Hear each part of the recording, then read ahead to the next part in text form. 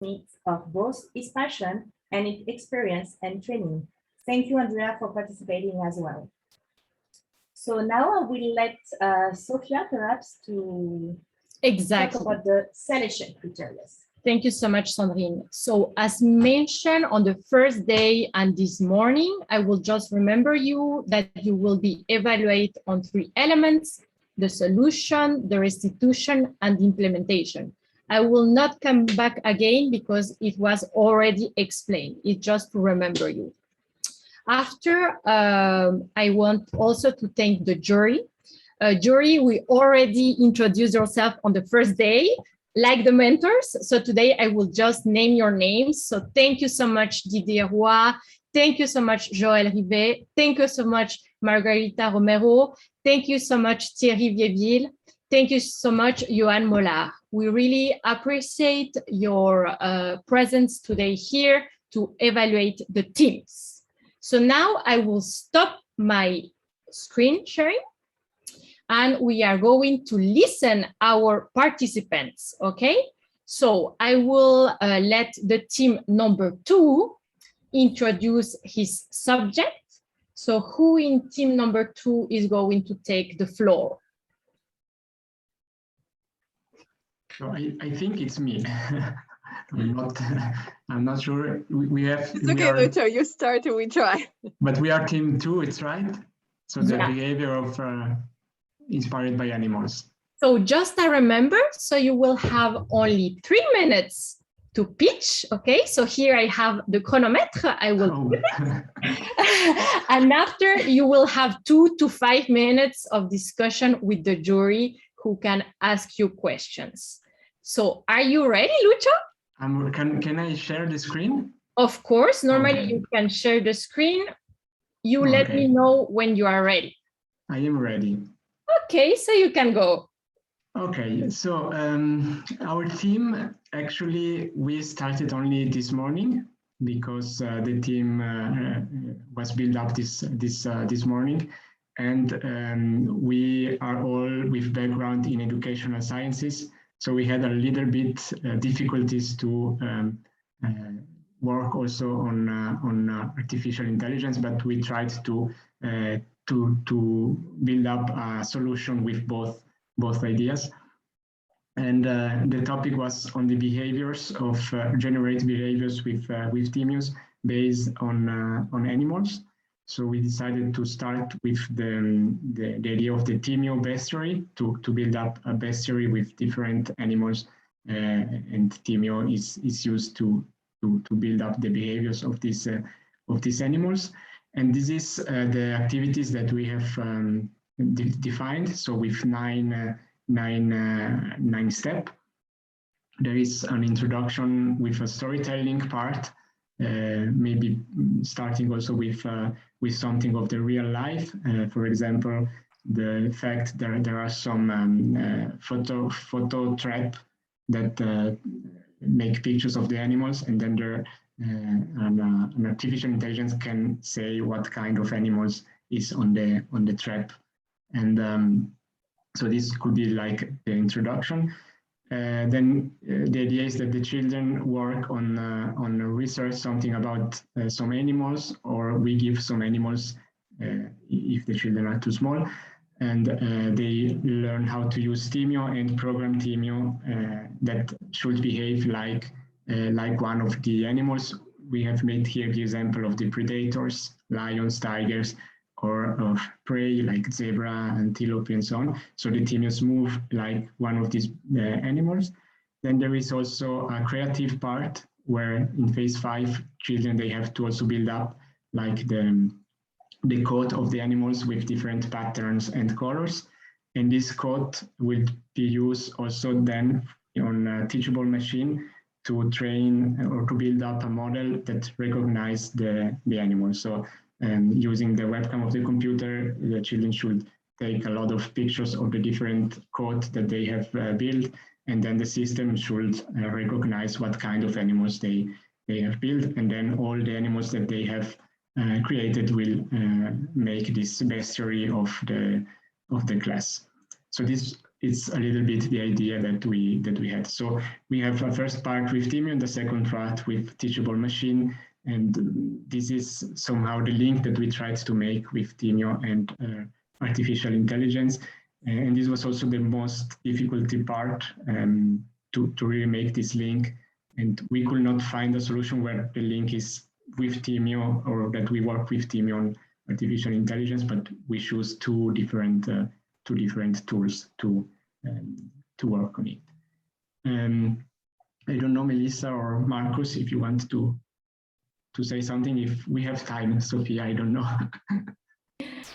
Yes, Lucio, Sandrine told me that I can leave you 2 minutes more. Okay, so. Lucky you, Lucio. So I don't know, Melissa or Marcus, if you want to add something. Nothing to add from me. Perfect. So if you don't have anything to add, we can pass to the questions that maybe the jury has for all your team. So don't hesitate, jury, to take the floor if you have questions. Yeah, maybe a question from me, if I may.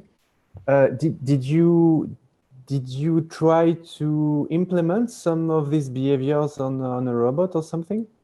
No, we didn't have time to implement it, but we have did some experience with similar activities like the police car and the thief. And so it's like the predators and the prey when we have implemented. And for the behaviors, there are different activities on behaviors, like also the Breitenberg creatures. There is like this VPL tutorial with different behaviors. So it's something that that it works, that has already been done. Maybe not with these animals, but we didn't implement it, or we didn't have time to try to implement it directly.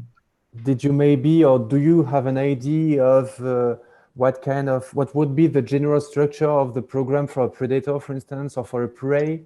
If you had to write it in a pseudocode in say another language, maybe in VPL, do you have an idea, even if you didn't have time to implement it? Yeah, so we have made, I don't know if I can highlight it. So we have made one example, like for the predators, then we will have the Thymio that is moving around in the field. So when it's not, when it doesn't see anything with the front sensor, it just go forward.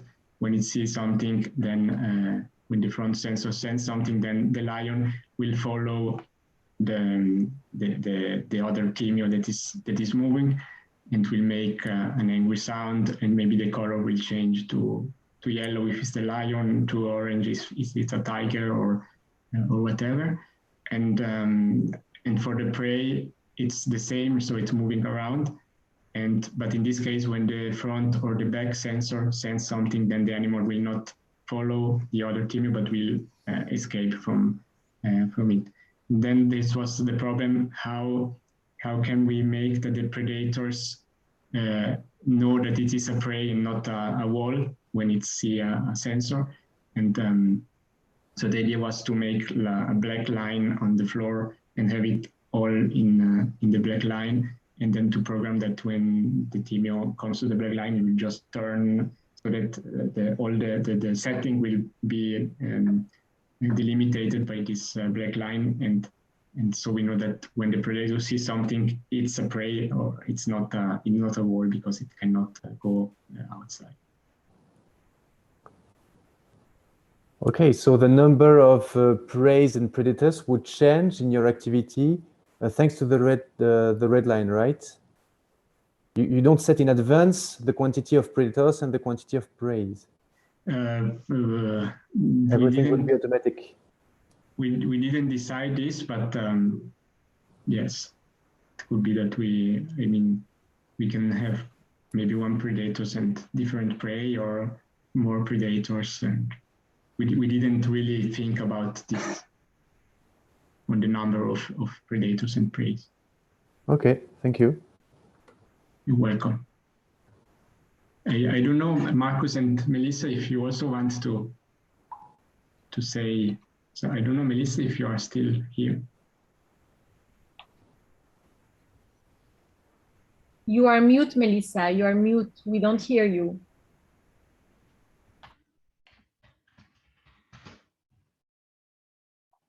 We still don't hear you.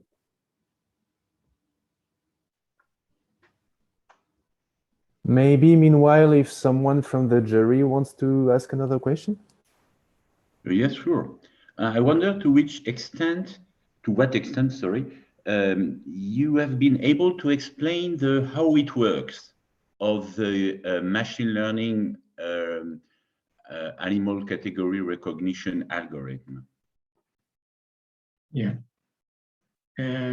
So the part of how it works, it will be in our phrases from 7 to 9, where first we would like to introduce some concept of artificial intelligence with this teachable machine. I don't know if you know the system. It's a website where you can, maybe I can also share, where you can have, in this case, it would be an image project. And then we will define different classes of animals, like the lion or the tiger, or if we work with predators and prey, we will create these classes. And then with the webcam, we can collect a lot of images of sample of this tiger, of lion, or predators, and so on.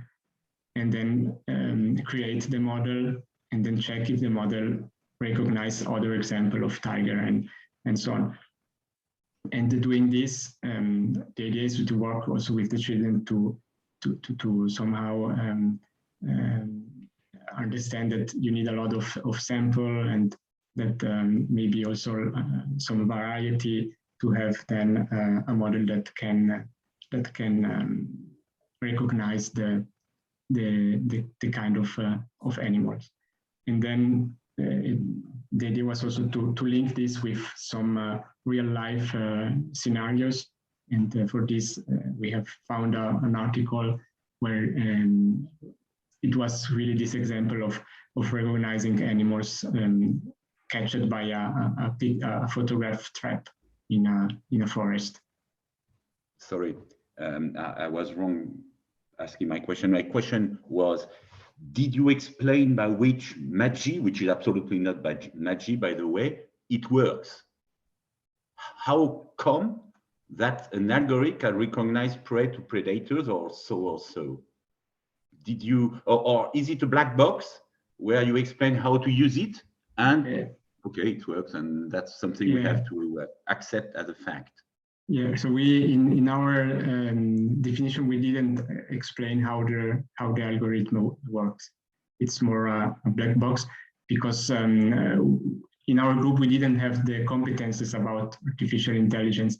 So we are all we were all educators, and this part was a little bit missing. So we tried.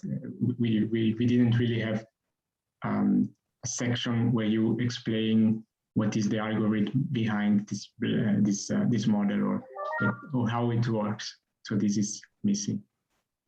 But it could be something that we could add. I don't know if I'm allowed to say that now, but we do have some resources for everyone, free, of course, open resources to share about this. Yeah, this would be nice to integrate.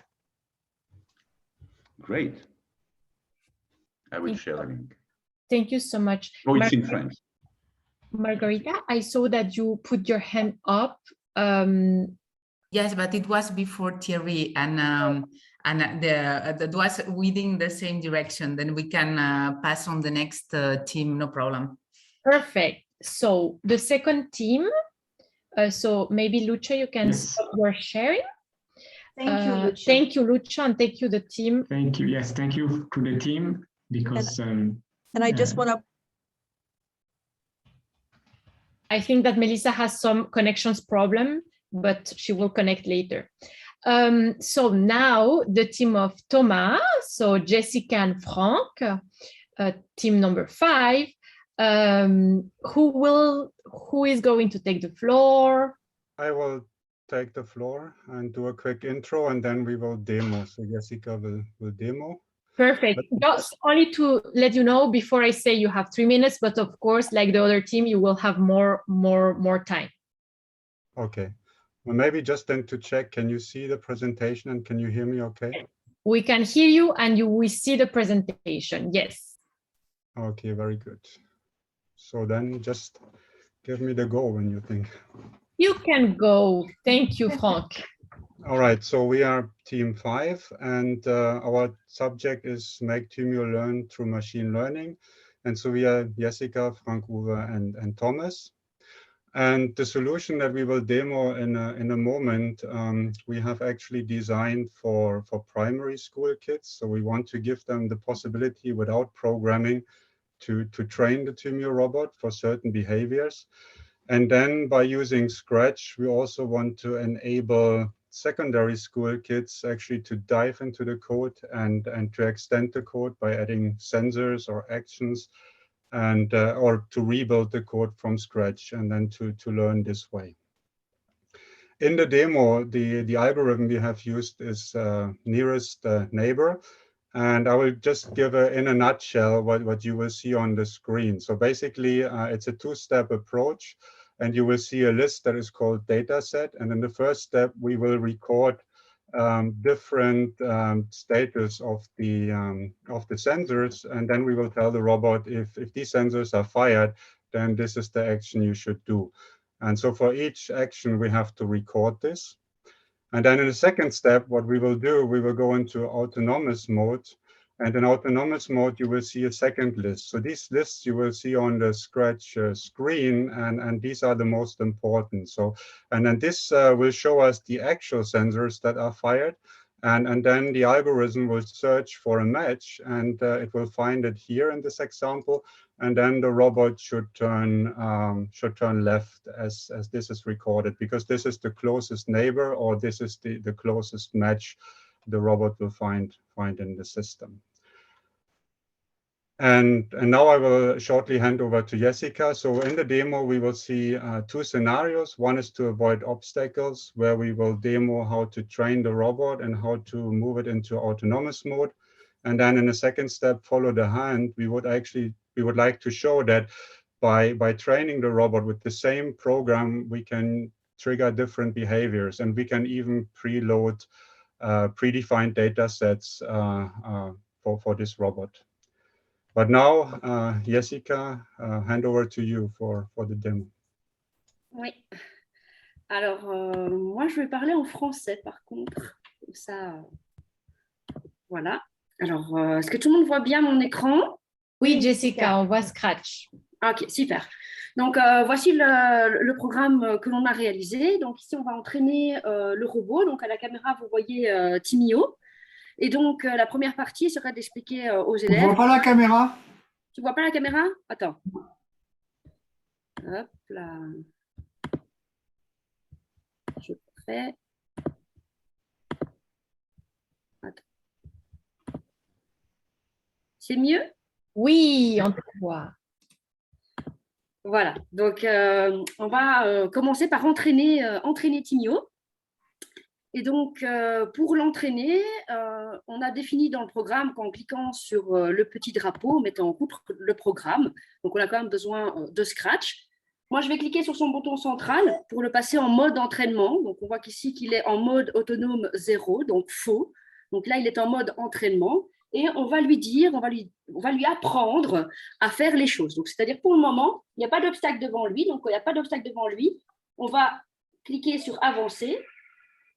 Quand je clique sur avancer, à ce moment-là, les données du capteur, de tous les capteurs, sont repris dans les valeurs capteurs que l'on voit dans HackaThymio. Donc, on a pris en compte les 7 capteurs, donc les 5 de devant et les 2 de derrière.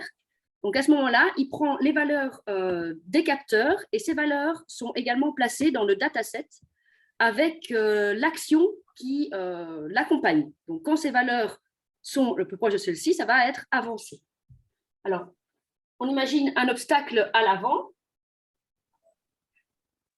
reculer, à l'arrière, là il avance, À gauche, il va à droite. À droite, il devrait aller à gauche. Là. Pardon. Je devrais ici, je peux lui donner, on peut l'entraîner encore plus avec plus de positions. Maintenant, je vais passer en mode test. Donc, je reclique sur le bouton central. Voilà, il est passé en mode autonome. On le voit sur le scratch.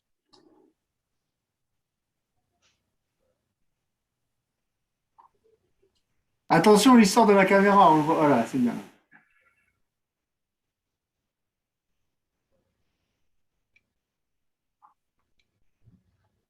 Si je le fais aller tout seul, il va continuer à avancer. Voilà. Je vais stopper. Donc ici, on lui a appris un comportement. On peut maintenant montrer aux élèves qu'avec le même programme, je peux réaliser un autre type d'apprentissage et tout simplement en changeant le dataset. Donc nous, on a déjà fait le relevé des capteurs. Je vais effacer, vider le dataset parce qu'on peut importer des données. Donc là, je vais importer. Alors, je vais aller rechercher les données que l'on avait sauvegardées pour faire un suivi de main. Voilà, je fais ouvrir. OK. Donc là, il est prêt. Je vais le mettre en route. Pour le moment, il n'y a pas ma main devant lui, donc il ne fait rien. Il est passé en mode autonome. Par contre,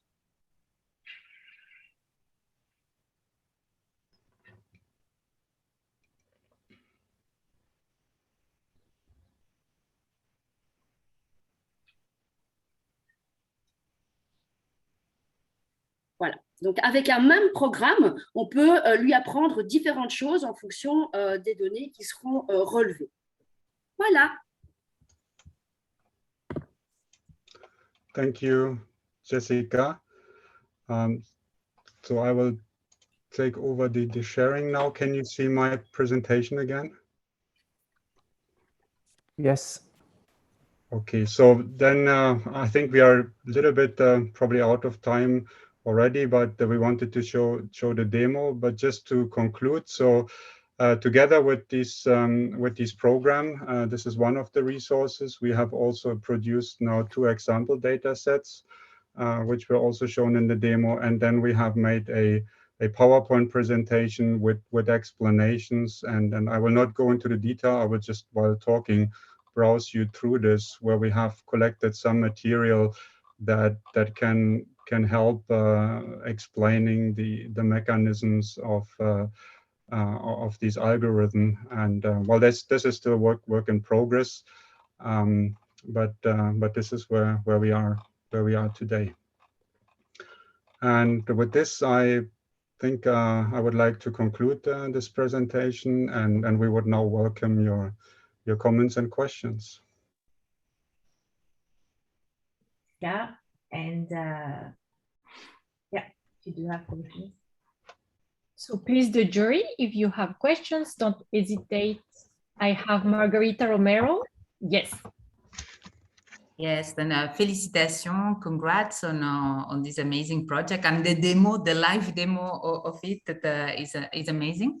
And I wanted to know also from which age level are you considering the introduction of this project, and also how this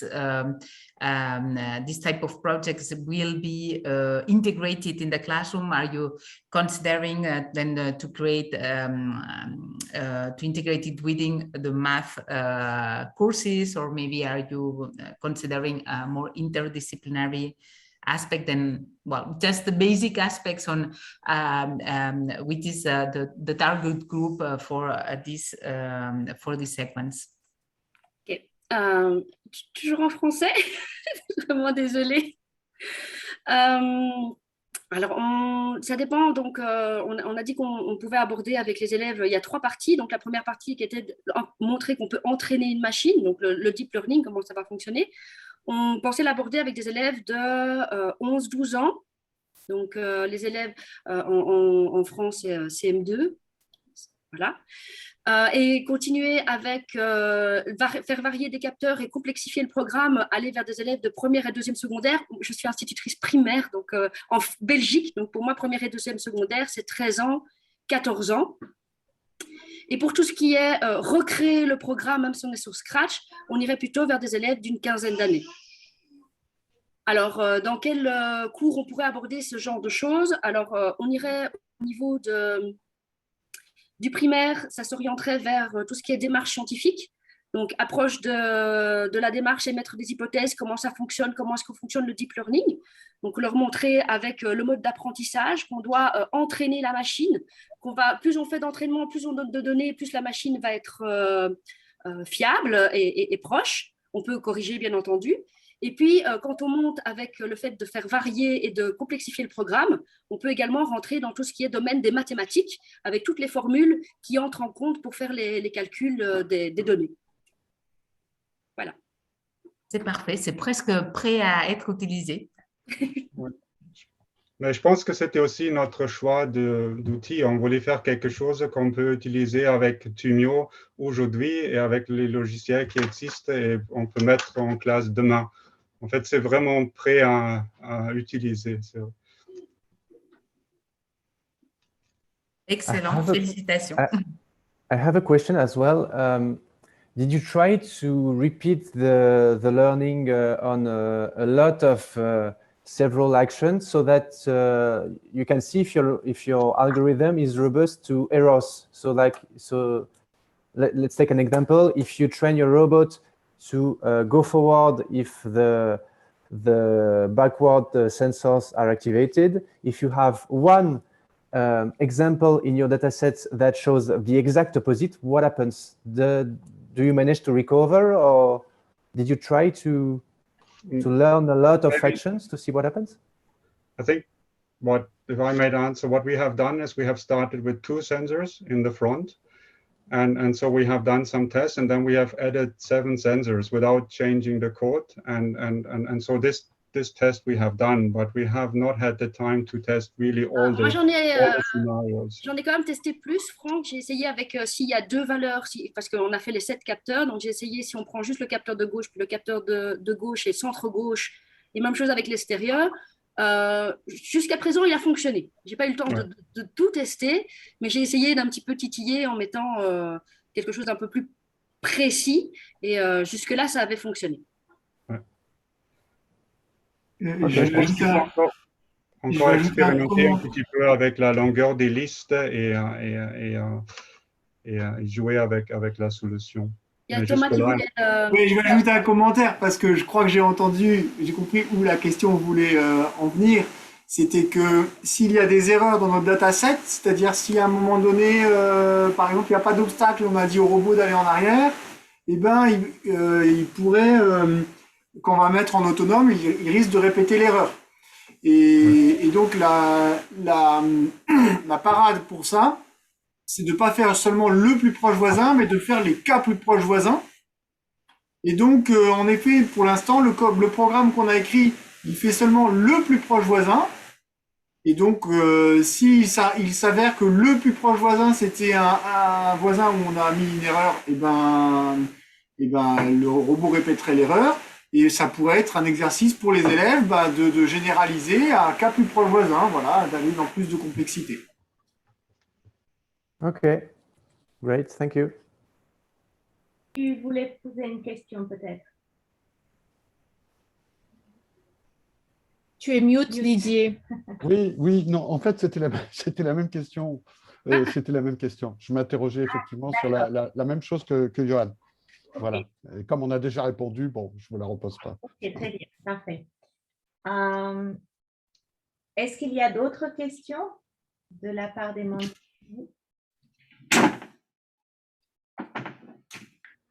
S'il nous reste du temps, moi j'ai une question récurrente. Oui. S'il reste du temps, hein, c'est vraiment… On peut le prendre. Si c'est rapide, vas-y. Oui, c'est peut-être une question c'est vraiment extra. Je ne referai pas les compliments de Margarida. Et est-ce que ça aide aussi les jeunes à mieux comprendre l'intelligence biologique, leur propre intelligence? Est-ce qu'à un moment donné, il y a une espèce de réflexion qui partirait dans cette direction, ou est-ce qu'on ne peut pas tout mélanger? Je pense que ça pourrait être intéressant de les faire réfléchir sur comment on apprend. Comment est-ce que l'être humain apprend aussi et comment est-ce qu'on prend nos décisions par rapport à ce qu'on a déjà vu et ce qu'on a. Je pense que c'est quelque chose qui pourrait être. On pourrait faire le parallèle. Pourrait être intéressant. Ouais, et puis pardon, c'est Didier qui parle là. Et puis en complément, on pourrait aussi, dans cette ligne-là, imaginer de montrer aux enfants qu'un simple robot, aussi simple soit-il, il peut avoir un comportement complexe finalement. Et ça, c'est super intéressant. Mais je pense qu'un des points forts aussi de Thymio, c'est qu'il vient avec des scénarios prédéfinis. Et donc, les enfants commencent à… Moi, j'ai l'expérience dans le Freinet, et donc, ils commencent à expérimenter et poser des questions. Maintenant, ils peuvent… ça s'adapte très bien, parce que maintenant, ils peuvent l'entraîner. Et donc, ils vont voir que le robot, c'est juste prédéfini, ils peuvent le manipuler. Et je pense que ça va provoquer aussi des questions, comment il apprend, comment nous, on apprend. Ah, Je c'est suis super. convaincu aussi que ça va aller dans cette direction.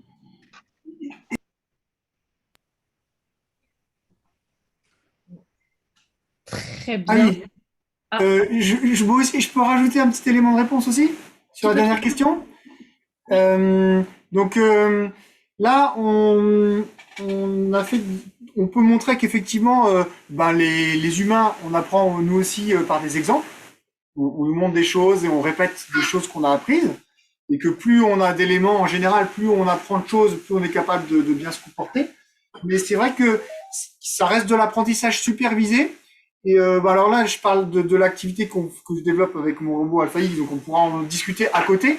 Mais c'est vrai que quand on va vers l'apprentissage par renforcement, là, il y a plein de nouvelles similarités qui apparaissent entre les apprentissages du robot, de l'IA, et les apprentissages de l'humain. Parce que dans l'apprentissage par renforcement, il y a la notion d'essai et d'erreur, il y a la notion d'exploration, etc. Et donc, si on s'intéresse à cette question de la comparaison avec nos propres apprentissages, c'est bien d'aller dans la direction de l'apprentissage par renforcement, mais ça, c'est pas du tout une piste qu'on a développée pendant le HackaThymio. Voilà. Merci Thomas. Super. Alors, si ça vous va, les jurys, donc je vais vous transférer dans une salle virtuelle. Il faut juste me laisser une petite minute pour que je fasse sur Zoom la petite manipulation. Ça fait pas mal, hein, Sophia? Et puis, vous aurez environ 30 minutes. Donc, si vous finissez avant la délibération, vous pouvez revenir dans cette salle-là. On sera en train de faire une présentation. Evgenia sera en train de faire une présentation du mot RDP2. Donc, vous êtes aussi les bienvenus si vous finissez les délibérations. D'accord? Vous êtes bienvenus. Et je vous passe, hop, Margarita, Thierry et Yoann. C'est bien 5. 1, 2, 3, 4, 5. Super. Sandrine, tu as besoin d'aller dans les jurys ou je te laisse avec nous?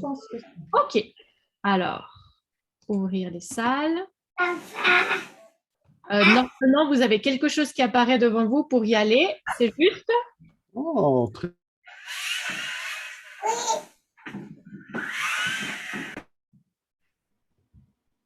Oui, je pense que c'est bon. Très bien. Thierry, est-ce que c'est bon? Tu as un petit truc qui s'est ouvert devant tes yeux? OK. Et puis… Ça devait être bon. Exactement. Bravo, chères équipes. Bravo pour cette présentation. Ouais, franchement, au top. Du coup, Evgenia, est-ce que tu es prête? Oui, je pense que je suis prête. En même temps, je ne sais pas ce que vous préférez, anglais ou français. Je sais que, par exemple, Marcus, il préfère anglais, c'est sûr. Evgenia, on a déjà fait ensemble R2T2, donc oui, moi, je connais, donc tu peux y aller en anglais, vas-y. OK, alors c'est comme, je vais le faire. So everyone, hello everyone, and it's pleasure for me to be here with you this almost last 30 minutes, I think, of your hackathon before your first results, and I will explain you what is it R222 missions. I know that the majority of you know already well what is it, and etc., and even participated in it. But at least I think 2 people did not do this mission before, and I will spend like some time to explain what is it R222, what does it mean, how it was created, when it was created, and where we are right now. And we will try to do some collaborative tasks together in order to do like small mission here today, and we will see if like we will have time or not. So I'm Evgenia Bonea. I'm the project manager, let's say, of the R222 mission. So I'm a president of the association R222 Collaborations that we have created in order to continue to propose this activity to schools in the future when we will be out of the PFL. But these missions, R222 missions, were created at the EPFL. The first one was organized in November 2015, and since then we have a lot of them, and we have a lot of experience on organization. But first, what does it mean, R222? So it means remote rescue with Thymio 2. Thymio 2, yes, it's like the robot what we use right now is the second version of the Thymio, but the first version was created, I think, like before. It was completely different. It was not possible to program, and there were like other ideas, let's say, behind. But Thymio 2, it's the second version that we know well, that we use. And this second version allows us to program Thymios actually through the internet. It means that we can share the connection of the robot with others. And for example, here at the PFA, we have this like setup where we have up till 16 Thymios working at the same time. And we allow to teams from different countries, from different schools all over the world to connect to this robot. And the one robot will be programmed actually by one team. It was created for NCCR Robotics. It's like Swiss National Center of Competence in Research. And Swiss Space Center helped us to organize it. But it was created and organized actually by the group of Mobots, so Francesco Mandada at the EPFL. So now I will like show you at the same time I will show you the video, but at the same time it is only as a like background of my speech right now. So this video was created for the first video, or for the first mission, sorry, in 2015, and you can see that actually classes are in their schools and they are looking what happens actually on the setup with their robots here at the EPFL on Mars, and we are calling it through the YouTube video. So what is important in this mission? It is the collaboration. We do not put children like teams to compete with each other. We put them to collaborate with each other. We do not have the goal to come to the final point. First, we have the goal to come all together to the final point in order to repair, for example, in this case, we are repairing the generator on the Mars research station.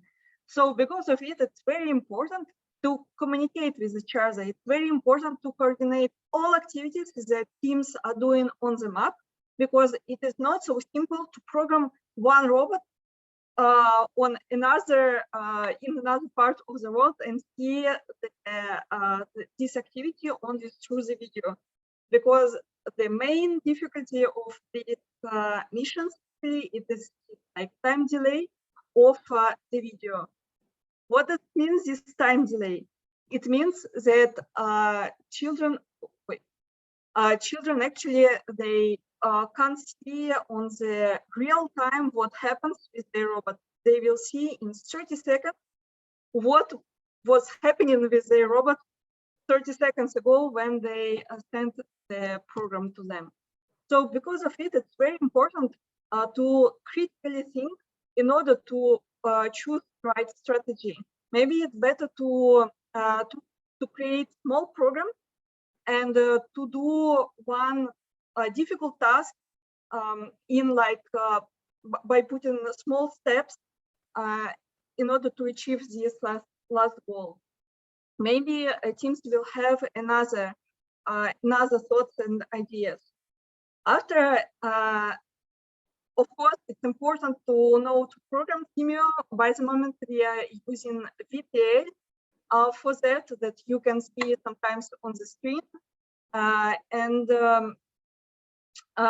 in order to also to avoid problems, actually teams need to have Thymios locally in order to test all programs locally with local robots, with local material before to send it to the robot on Mars. And of course, in this case, you need to creatively solve problems. And I think this mission really put all case, yes, like environment in order to train these creatively solving problems. And of course, what we have noticed, however, is like we have these missions taking 2.5–3 hours, but like for children, this time is going very fast. They learn to think differently, to program differently, and but they enjoy this mission. So I'm going after to the next slide just to show you numbers and to share with you that, for example, between 2015 and 2020, we have organized something about more than 70 missions, but we have organized a lot of moon missions, which take only like 1 hour. We do it only for 4 or 5 teams. So it's very often that we have only one class working on this mission. And after we have done this number of missions where we had actually 16 teams working together from different countries, and like this, during these 5–6 years of the project, we had more than 1,800 participants. But this year was actually very fruitful for us, and we were happy, first of all, to have 3 new countries in our map, and one of them is actually Belgium. Jessica was there. Jessica has participated, and we had 2 more schools from Belgium also joining us. And during this 2021, we have at all we have organized 18 missions, 3 of them moon mission, and we had more than 800 participants. And also, of course, it's like for us, it was interesting to see this difference. Maybe it's like COVID and after, like before COVID and after COVID situation, maybe it's like different reasons, but we, of course, we are happy that we have reached this number of participants only with by doing 18 missions. So after like I'm going and we will try to collaborate with you together right now. I'm not sure that actually the tool, annotation tool, work on your side. But for that one, you need, if you can just to check if it works or not, you can go to this option d'affichage, or it called as maybe parameters of view, I think. And after, if you have this tool, you can choose paint, and after like colors that you wish, and you can test on this space. You can test if it's possible to annotate or not. But let me know even in the chats if you can, if it works or not, because I don't know if it is available. I speak for me, Evgenia. Me, in option d'affichage, I have ajusté la fenêtre, quitter mode écran, interrompre l'assistance à distance et mode côte à côte. That's all. Okay, yeah, I think in this case it doesn't work. So it's not a problem. So in this case, for like next minutes, what we will do when I will ask some questions, you can even like turn on your audio. I think after these 3 days of hackathon and the collaboration between you, you have already used to speak, and do not hesitate to speak, to take a word, and to answer to some questions.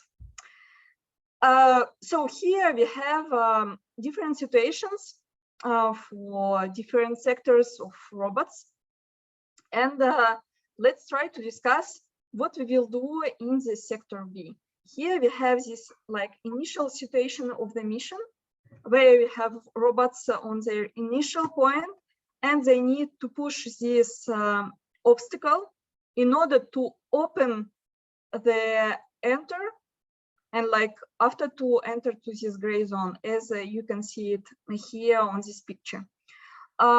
So like, first of all, let's discuss who you think which robot should push this obstacle. You can turn on your really your audio, and we can discuss like this. You are a team, and you can, for example, green, yes, maybe others, are you agree or not?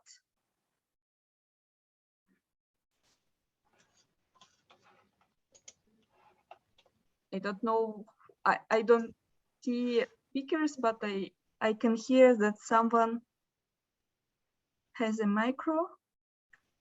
Okay, so yes, for example, green one.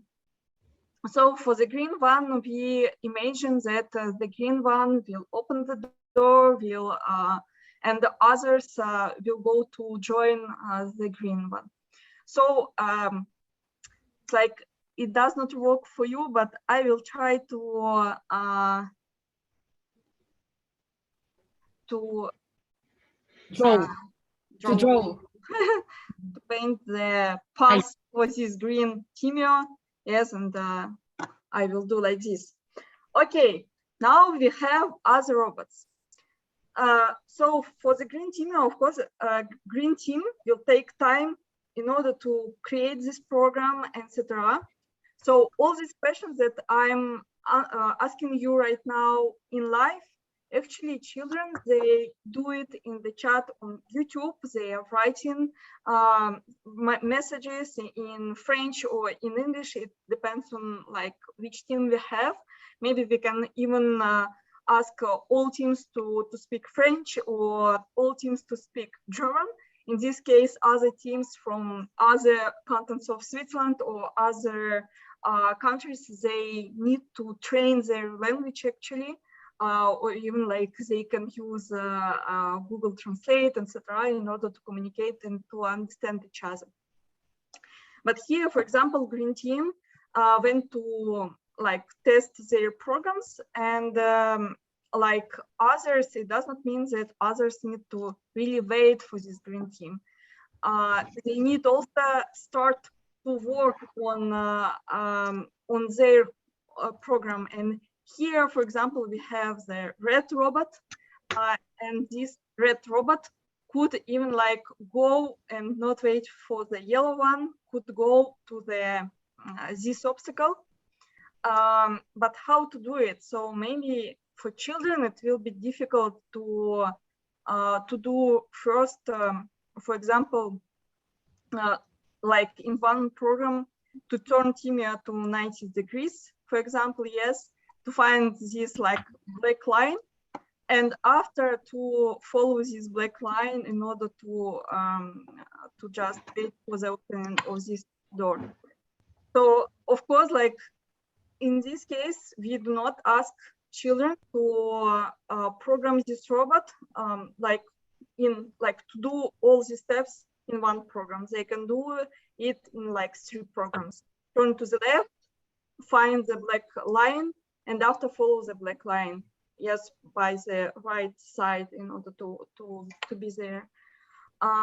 So we let really children like be free in order to find their own solutions, etc. And after in the second, part, they need to discuss which Thymio will go on which point. They need to think about, for example, yellow one could go to this point. Yes, it's like closer for him.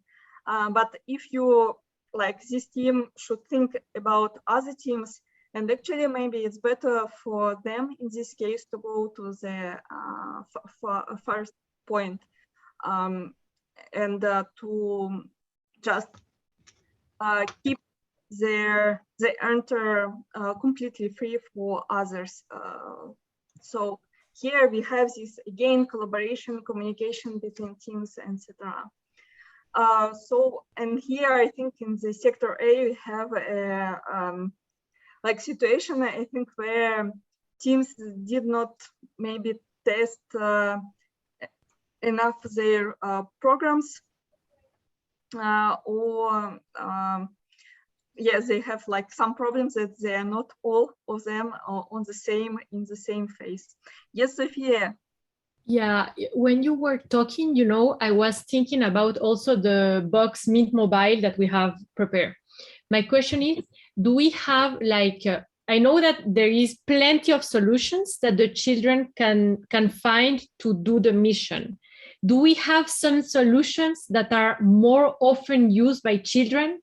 Do we have some data or not, because it is too much solutions and we don't have some variables that are most used by children? Yes, so here, like, unfortunately, we do not have this tool to see really programs of like the children sent to the robot. But it will be very interesting, however, like to follow these steps. What I can tell about like what behavior children use, not behavior, but like instructions children use for robots in order to do all these programs, it's pretty often they use, for example, not following of the line, but they use, for example, I move forward for like 20 centimeters, I move forward for 20 centimeters, after I will turn to the right. So they can use this kind of small programs, and for every actually every phases. And if we see it, and if we know that like this team uses this program for really like whole mission, we are trying to ask them to do it differently. So normally they have time, and for example, if they go to the white spot like here, yes, if they are finding this white spot not with ground sensors, but like by doing these like small movements, in this case, we can ask them, listen, you have really like time to find a new solution and try to put your Thymio on the white spot. And usually teams really, they are pretty like friendly, yes, and they do it. they can do it. Sometimes they do not do it. Maybe they go to other teams to help others, etc. So in the class, if they're in the same room with others. So it depends really, but we do not have any data about it more than just visual analysis, let's say, of the situation. Sorry, Evgeny, I have another question. Is, for example, have you already noticed if children, they copy the strategy of the other teams? For example, if I am team B and I wait until team C moves to see what they do so I can do the same? So this one, I don't know, but actually for me, maybe Jessica, if you are there, maybe you can tell me if you have noticed that actually teams have copied solutions of each other. Ils se sont entraînés, mais ils s'entraidaient plutôt avec les équipes de la classe pour pouvoir aller poser des questions. Ok. Regarde, au niveau des stratégies, c'était vraiment, ils restaient par secteur pour s'entraider. Donc, même si ce n'était pas dans la classe, si une personne de leur secteur avait réussi à aller, par exemple, sur le blanc pour allumer, alors à ce moment-là, ils échangeaient. Mais pas spécialement regarder entre les secteurs. Ça, ils n'ont pas beaucoup fait. Yes, it's interesting because I thought also that they are like children, they are like more not copying each other, but they are trying, if they see that others do something, they are trying like to ask also how to do it, and they try to do it. And yes, but I have not heard about copying each other, let's say, completely. Yeah, but it's a very interesting question. It's like to ask future teachers who will do these missions. It will be interesting to see. Yes. So any questions about this, like picture side? Not? It's okay for you? Okay, I continue. So the second maybe task, it will be oops. However, I did it. VPL time. So here I would like to ask you, what do you prefer me to program with VPL3, VPL? I don't know if you have any preference. For me, it's equal. So the first task that we will do with you, it is like to program Thymio. I will show you just after. So to program Thymio, to move forward, to move like straight, and after to stop if it detects something. And here I will share with you another screen. So here you can see the Thymio we will use after the corridor for like another last option, last mission. But here we have the Thymio, and Thymio has to stop in front of Evolve. So here I understand, and I have understood already that you know well VPL and Thymio, like regarding how you're using, like regarding your projects. So here I will turn this part to like another maybe way. You can see here some like pictures that we are using actually in the packages. This material you can find in programming packages on our website r22collaboration.com, where we are explaining how to do this like programming and like really from zero to the preparation for the mission. And of course, like here, I think you understand about what we are talking. yes, that it's like if Timio detects something, it turns on the lights next to the sensor in red.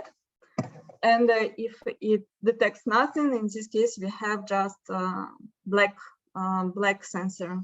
And gray, it means that if it detects something or not detects something, I will do this like the action anyway.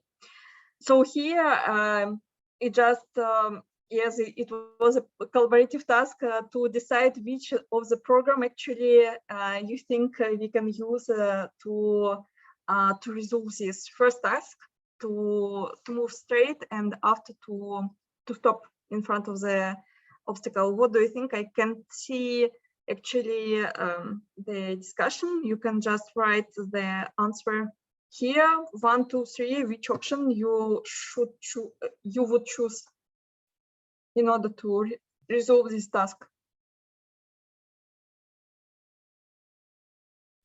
No answers. 3.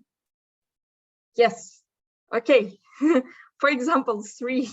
Yes, let's try number 3. So I stop sharing my screen. I'm connecting very fast to my VPN. And I don't know why my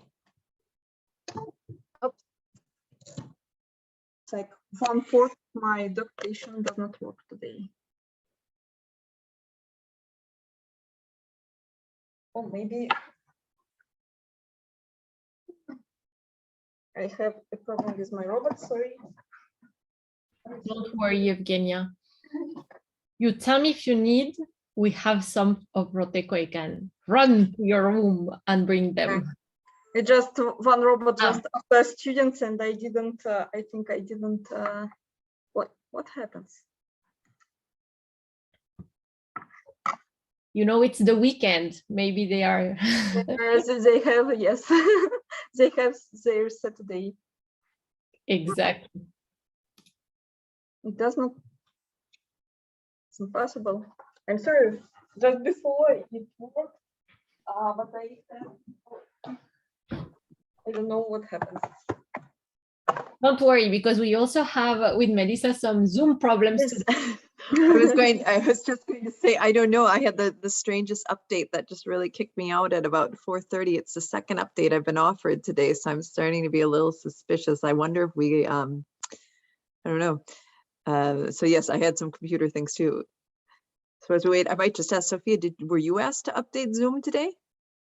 I could not close because we are all here together. Okay, so that's interesting. I don't know. So I really apologize during the presentation to everyone. I was there, but it was like a Christmas light on the Zoom blinking on and off, but it just fixed itself because it's working now. So for some reasons, I don't know, it's like wireless connection with any robot does not work, but I don't know why. It's maybe I have a lot of ports working right now, and it does not work. And maybe I just say for everyone, I had a very strange update today with because we get our software via the EPFL. So I found that, I don't know if maybe they updated something today. We might be a little bumped off. Usually Saturday is the day that they update. Yeah. But my problem just fixed itself. Yeah. So I'm just preparing my robot. And we will see, for example, here, like I have already programmed the robot. Yes, and I'm sharing with you my screen with the video. And this video actually has a delay of 15 seconds. So in reality, it's like I'm just showing you what does it mean to have this delay of 15 seconds. In real life, you can hear even like the motors of Thymio you heard before, but Thymio will appear on the video only in 15 seconds. So of course you can imagine that it's like when we send the program to the robot, and if this program actually is not right, we will have really like a lot of problems to to correct this situation, yes, to find a way to go to the initial point, or like to find other solutions, but it will not be so easy. So because of it, we are, however, asking all teams to program robots before to send this program to the robot on Mars. So next one. Et peut-être lui dire qu'il lui reste 5 minutes, peut-être, je sais pas. Evgenia? Okay. Oui, oui. Dans 5 minutes, it's we have already the juries coming back. Okay. So can you? So in this case, yes, in this case, I can just finish the second task. It would be like more difficult. We could like exchange and to see how to follow the wall and to stay in the end of the corridor. But here, what I can maybe just tell you that it's like, if you have any questions, if you have, if you would like to participate and just write us, you can visit our website and we will answer to you from there. So thank you a lot. Thank you so much, Evgenia, for this beautiful presentation, very interactive, where you ask questions from us. I hope that you have enjoyed it. So, yeah, sorry. I interrupt you. No, of course, it's like it was a pleasure for me. Thank you again. And now we are going to take one member of the jury who will announce the winner. But first, what is he going to win? Okay. So who from the members of the juries are going to announce the winners? We decided that we will go collaboratively, but here's providing a little bit of feedback. Perfect. That's awesome, Margarita. So I give you the lead. Do you want to share something or just speak? That's okay for you? Yes, let's speak. And yes, the other colleagues of the jury will also provide the feedback. Then first of all, we wanted to congratulate both of the teams. Then this is awesome to participate in co-creation activities for introducing Thymio and doing the link with the artificial intelligence challenges that are also important to address from a school age. And first, we wanted to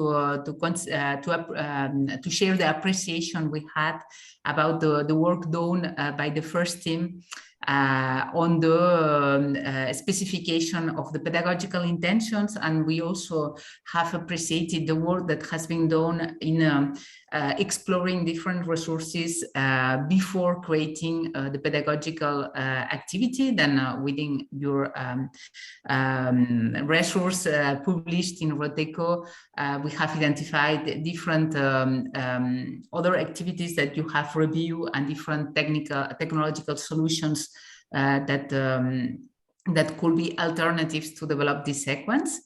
And we wanted also to invite to go further in the aspect of implementation and considering also the link between this teachable machine activity that is with fixed images for categorizing these animals, and the other activity that is for programming behaviors with the Thymio. And I will now pass the to another colleague for the next aspect of the appreciation. I can. Yes, you did not finish, but it was very good work anyway. An hackathon is something where you're looking for something, and you did a very nice work. I think you know what I'm going to advise. First of all, open the box. Really, they are very nice, simple explanation of how it works, how a neural network can calculate. Please explain this to the pupil. That's very important. The second is, we love this idea of prey and predator, and you're also going to teach something about this kind of behavior, maybe in link with emotion. And that's also very interesting, because we human, we think with our brain most of the time, we think with emotion. That's the second thing I would like to advise, if I may. And the third point is, yes, indeed, provide implementation details, because you did not have time. That's not a problem. But if you want the teachers to use your activity, they really need a kind of more precise explanation, where they can find scientific popularization ideas and so on. Okay, that's for me.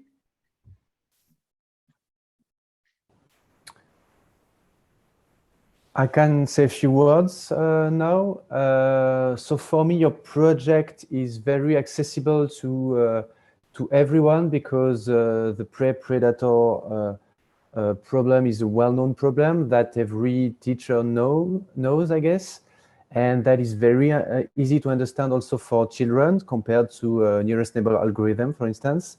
So I think it makes your project accessible to major audience.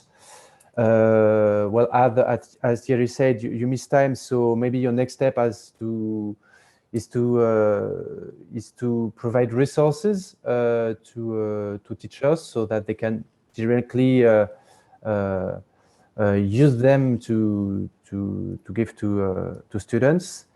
And a demo would have been nice also, because you know, it's a hackathon. In a hackathon, we like to hack things, so it's always nice when you can present a short demo. It doesn't have to be complete, but a very small demo is nice anyway.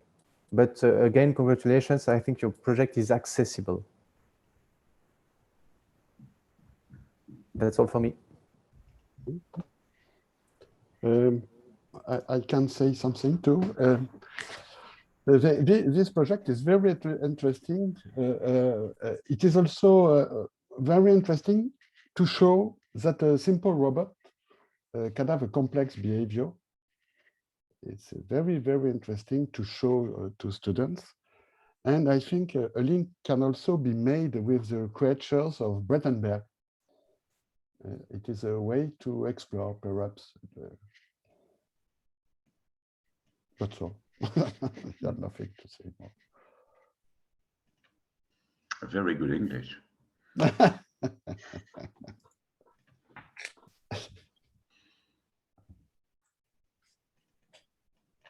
Okay. Any other jury would like to bring some additional information regarding the evaluation process, if I may say?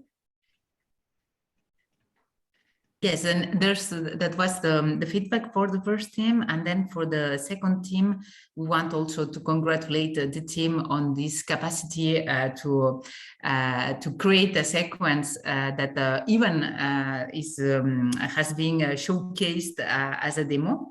Then we have really appreciated the fact of this hackathon spirit of even going to create a prototype that is showing how the sequence could work with the different learners. And we have also appreciated the fact that this is quite accessible, because seems quite ready to use.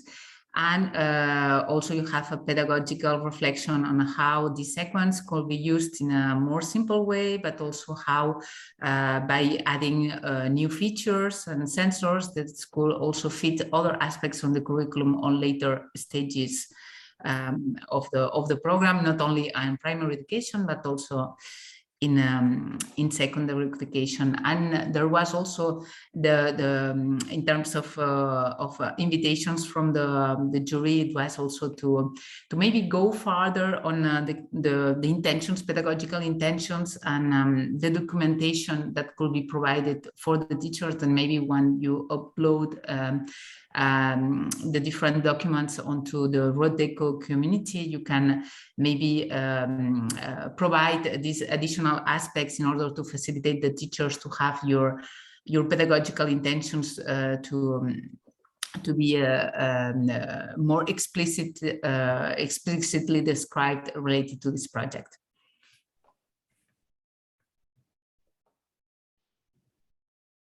Then I don't know if the other colleagues within the jury want to add aspects. Okay, if it's my turn again, I don't have much to add, except that, yes, indeed, it's very nice. When we analyzed what happened to people we initiate to artificial intelligence, after better understanding, they all say something, we are not afraid, on a moins peur. We are not scared, we are less scared by artificial intelligence. And so that's really, and we better understand our human intelligence. So maybe my only comment would be to say, well, you not only help people to understand robot intelligence, whatever it means or not, you also help people, especially young students, to better understand how they think. That's for me.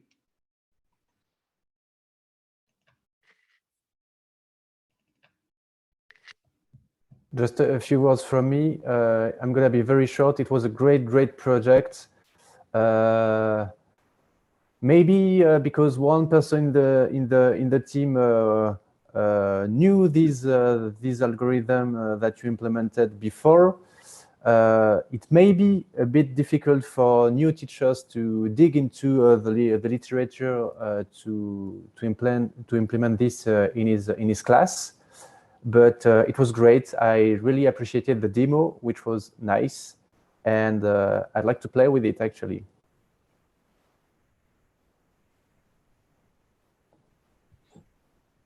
That's all for me.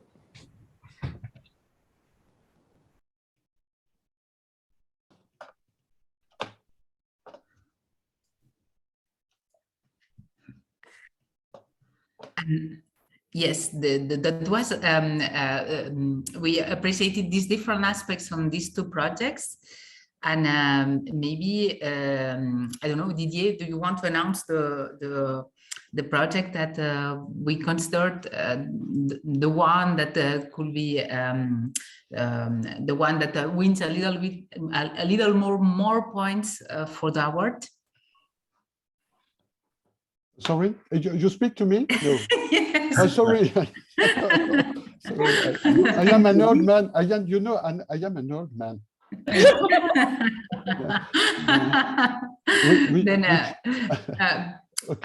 okay, our Dean Didier, maybe because there's a lot of tension in the air is about who wins more points, and you can be sure that we will discussing points, and yes, that was a very good score from both of the projects. But maybe Didier, you can announce who is the winner.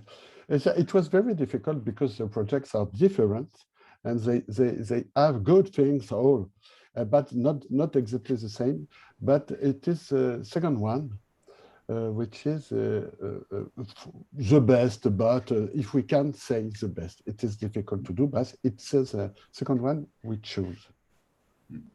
So team 5. Yes, second one, yes. Yeah. So the team 5 is Jessica, where is Frank, and of course Thomas. Congratulations to everyone. Yes.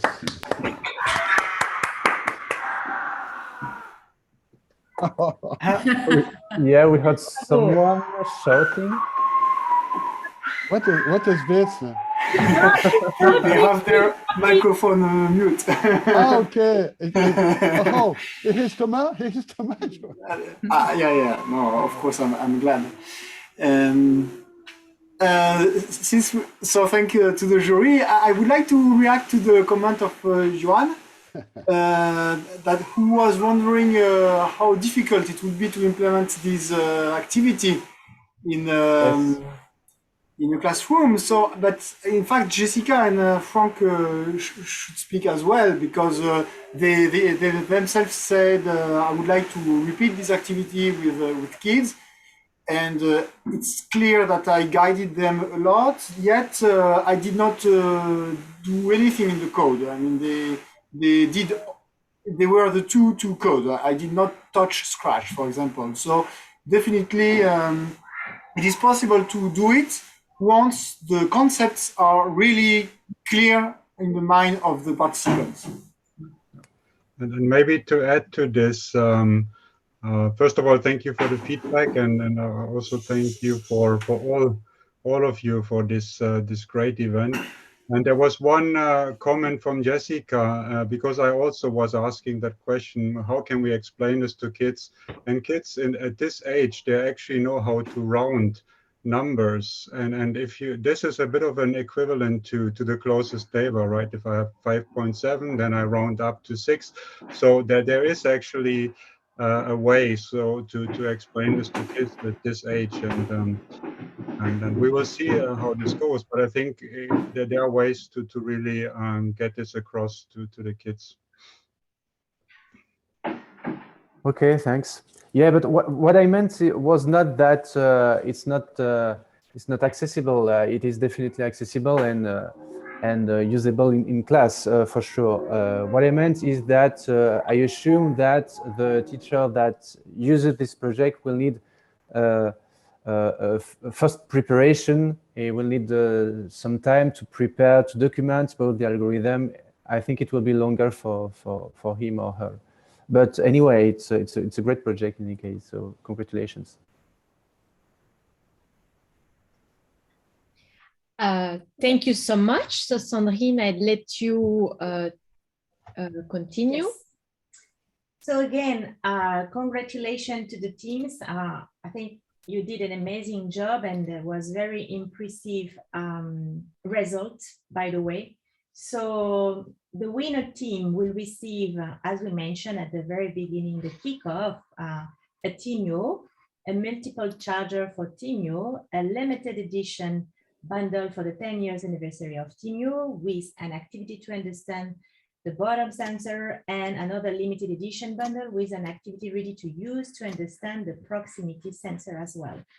So inside the two bundles, you will find a QR code to find the activity online and all the materials to do the activity. So I hope you will enjoy it. And a book of Thymio and Scratch can be offered by Woteco. So in addition, all the participants will receive a certificate of attendance to our HackaThymio, and we will share everything on our social network, highlighting your creations. So thank you again for your participation, for your amazing job and impressive results. Thank you so much. As a conclusion, because we are approaching the end, and we are at the end basically, so on behalf of Mozilla team, we would like to thank you, our estimating members of the jury, our mentors, participants, amazing speakers, Luis, Galindo, and Yves Piguet, and Sofia from the Woteco team, who did an amazing job. All of you answered present to our hackathon, and so despite your very busy schedule, so thank you so much. We hope that you had a good time, enjoyed this opportunity to learn new skills, apply your knowledge, pull your creativity, and co-create together innovative artificial intelligence themed educational activities with Thymio. So many ideas have emerged from those days. That's really impressive, because those creations have been done in a very limited time. So, and let's push you and continue to go one step further, and we see the creation shared amongst our Thymio and the Woteco community as well. So let's keep in touch. Many updates are coming soon with Thymio, and we will be super happy to share those updates with you. So thank you so much, and hope to see you soon for another HackaThymio. Thank you. Congratulations, everyone. Bye-bye. Thank you. Thank you. Have a lovely weekend. Enjoy your weekend. Bye-bye.